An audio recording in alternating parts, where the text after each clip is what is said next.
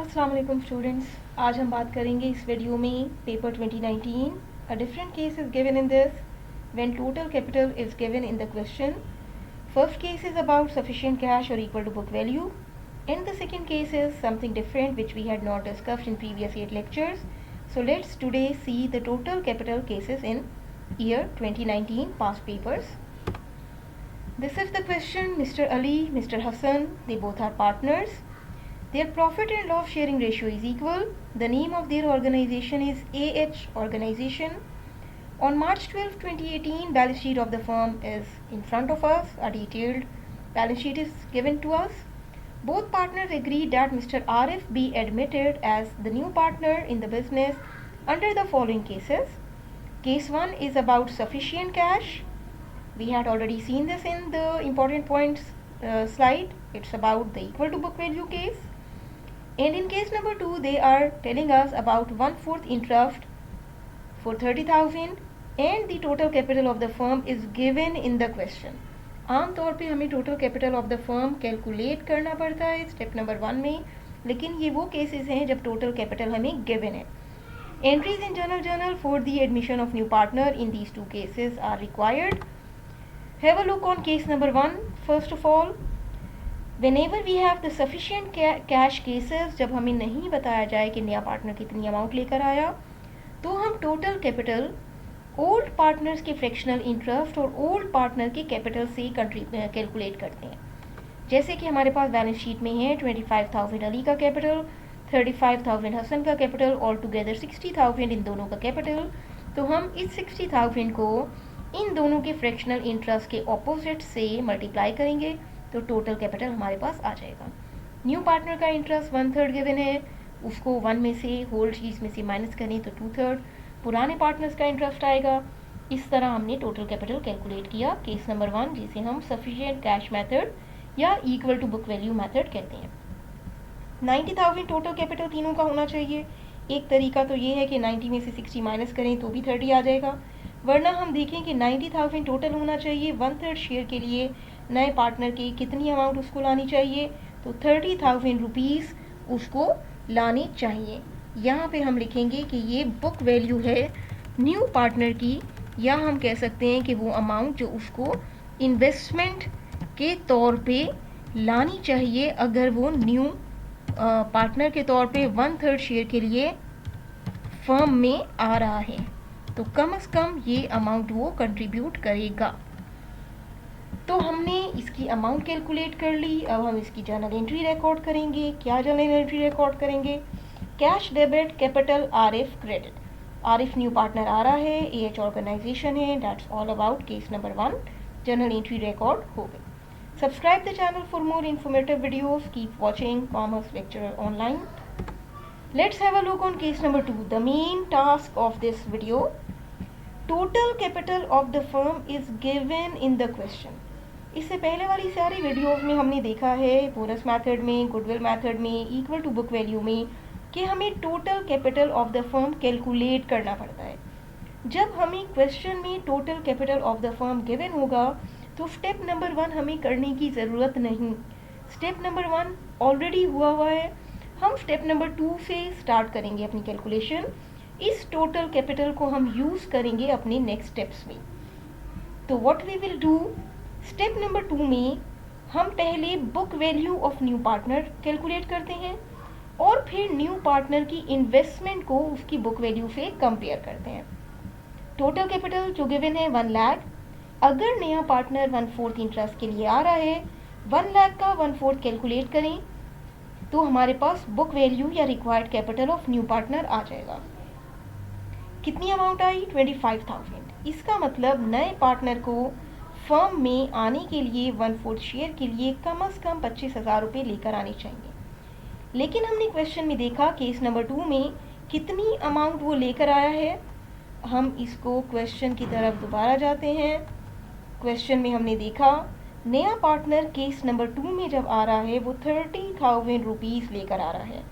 ये 30,000 उसकी इन्वेस्टमेंट है. हमने उसकी बुक वैल्यू को उसकी इन्वेस्टमेंट से कंपेयर किया. 25,000 लानी चाहिए थी, 30,000 वो ला रहा है. न्यू पार्टनर की इन्वेस्टमेंट के पॉइंट ऑफ व्यू से ये मोर देन बुक वैल्यू का केस है, और मोर देन बुक वैल्यू के केस में वो जब भी एक्सेस अमाउंट लाएगा, जितनी ज़्यादा लाएगा, वो ओल्ड पार्टनर्स को देने के लिए बोनस ला रहा है।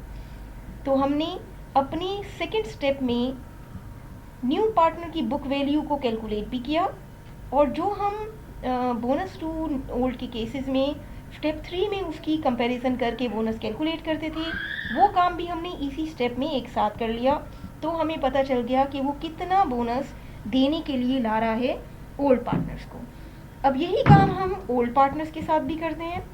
स्टेप नंबर 3 में हम ओल्ड पार्टनर्स की बुक वैल्यू देखते हैं कि इस टोटल कैपिटल में 3/4 शेयर के लिए कम से कम कितनी अमाउंट उनके लिए रिक्वायर्ड है कि वो लेकर आए। 3/4 हमने अप्लाई किया इस अमाउंट पर, तो book value of old partners या required capital of old partners आ गई 75,000। इसका मतलब कम से कम 75,000 रुपीज़ इन ओल्ड पार्टनर्स को लाने चाहिए अगर वो 3/4 शेयर चाहते हैं। अब हम इन्वेस्टमेंट देखते हैं ओल्ड पार्टनर्स की। जैसे कि हमने क्वेश्चन की बैलेंस शीट में देखा, ओल्ड पार्टनर्स लेकर आ रहे हैं 60,000 ऑल टुगेदर, 75 उनको लाने चाहिए, लेकर वो सिर्फ 60 आ रहे हैं। जितना शॉर्ट है, अगर नया पार्टनर उनको बोनस नहीं दे रहा तो ये सारी शॉर्टेज इनकी गुडविल कहलाएगी।